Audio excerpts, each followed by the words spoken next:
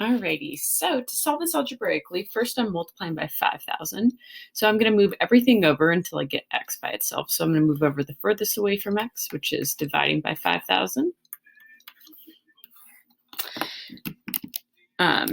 250,000 divided by 5,000 will be 50.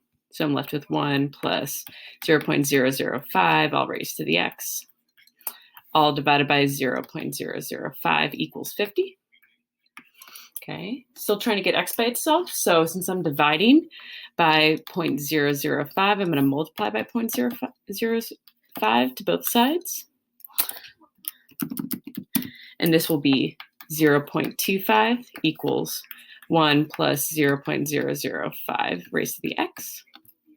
And then I still want to get x by itself, but since it's in an exponent, I'm going to pull that down. And the way to pull that down is I could take the ln of both sides.